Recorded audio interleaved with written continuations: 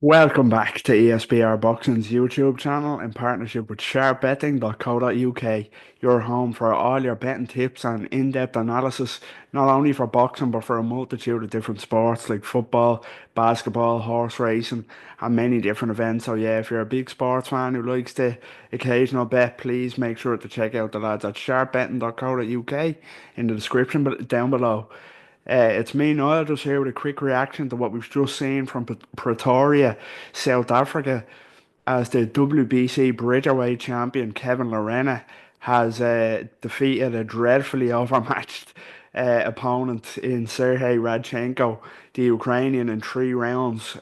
Stopped him badly in 3 rounds to make the first defense of his green and gold world title. And yeah, as I said, dreadfully outmatched is a word for a couple of words to describe Serhei Radchenko there. You know, so we'll talk a bit about the Bridgerweight division in a minute, but there's no way in any division a fighter of the caliber of Serhei Radchenko should be fighting for a world title, especially a world title as illustrious as the WBC world title. 7 losses, 11 wins, 7 losses. I'd only been stopped once, but he lost seven. He lost 7 times in 8 fights. And a few of them were to really, really nondescript opponents.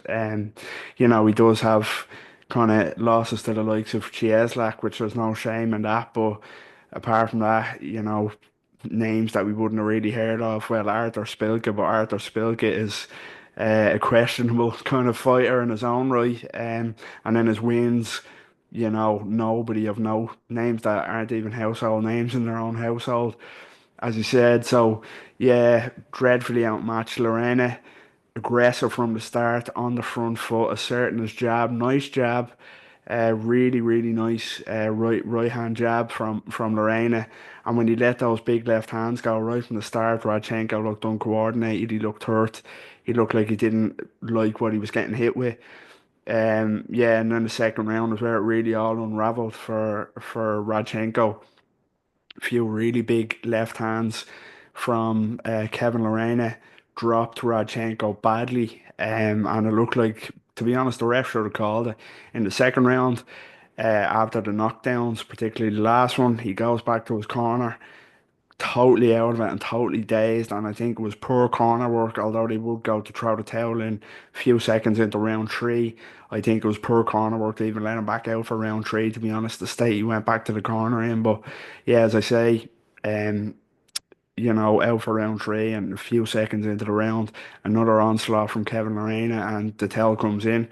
Rightfully so. It's a first offence for Kevin Lorena, dreadfully underwhelming opponent, and it sums up a bizarre division.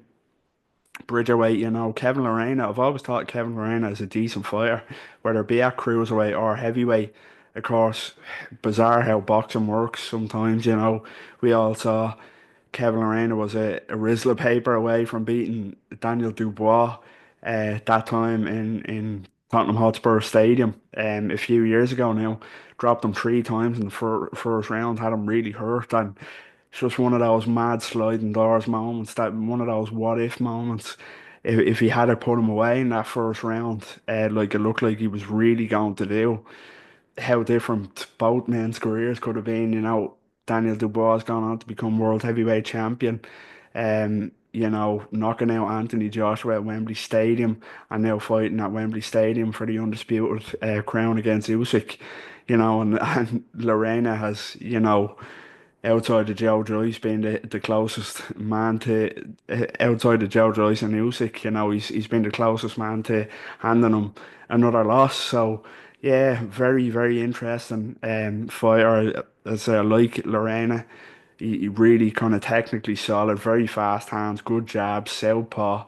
Not a huge puncher, but decent power. And I think he's one of those fighters that'd cause, fringe level opponents at either cruiserweight or heavyweight. He give them a really tough night's work. He Dubois stopped him, but other than that, he lost to Justice Uni. No shame in that. A decision as well. Another hot heavyweight prospect. Yeah, and now he's at Bridgerweight. He's a world champion at Bridgerweight, and Bridgerweight, of course, a very kind of divisive, well, not even divisive, really. I don't think there's many people that would be on board with or a fan of the Bridgerweight division. It seemed a good idea in concept, for those fighters that are kind of too big for cruiserweight but too small in this era of super heavyweights.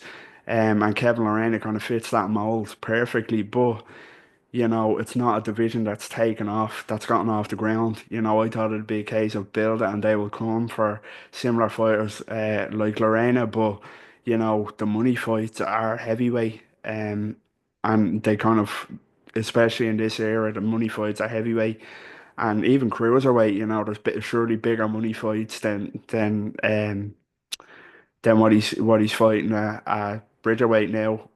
Yeah, just looking at the rankings of Bridgerweight there earlier on, it's a kind of only a couple of real recognizable names there, and I don't think they're either staying too active or they're going to be fighting at Bridgerweight. You've got Richard Riakporhe, British fighter, who looks like he's up a heavyweight now.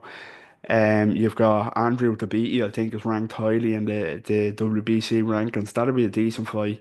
Lorena and Tabiti, of course, Tabiti, a former kind of hot prospect himself, lost to Dorticos at cruiserweight in the World Boxing Super Series, and you know derailed his career, but definitely a talented fighter. But other than that, it's a who's who kind of nobody really. And that's what surprises me, that fighting these kind of dreadful opponents like Radchenko, when you could have money fights at heavyweight, even if you don't kind of end up winning.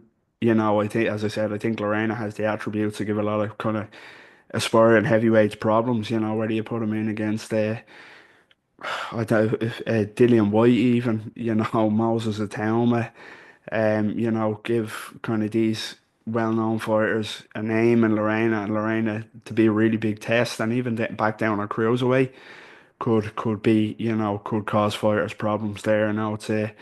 It's an interesting division. The champions are absolutely elite, but outside of that, Lorena could definitely have success. So I'm really surprised that he's decided to kind of, set up camp in the Bridgerweight division. But we'll see now going forward what's the future holds for Lorena. Will he stay there, or will he chase after those big money fights at either heavyweight or cruiserweight? Will he get one of these aspiring heavyweights as a real kind of benchmark, good check for one of these guys? So, yeah, that's just my very quick reaction to a very quick night's work in Pretoria, South Africa, as Kevin Lorena, the hometown hero, has made the first successful defence of his WBC Bridgerweight crown, stopping a dreadfully overwhelmed SERHII Radchenko in 3 rounds. Yeah, still the Bridgerweight world champion, if there's any kind of real weight in that, and interesting to see what the future holds for a definitely, a talented fighter for sure. So yeah, let us know what you think in the comments if you check that fight out. What did you make of the performance? How do you rate Kevin Lorena? I'm curious to see, do you think he can give a lot of heavyweights, aspiring heavyweights or cruiserweights problems? And what is his ceiling? Let us know what you think. Get involved down below as always. Please like the video if you enjoyed the content. We'd really appreciate it. Subscribe to our YouTube channel at ESBR Boxing.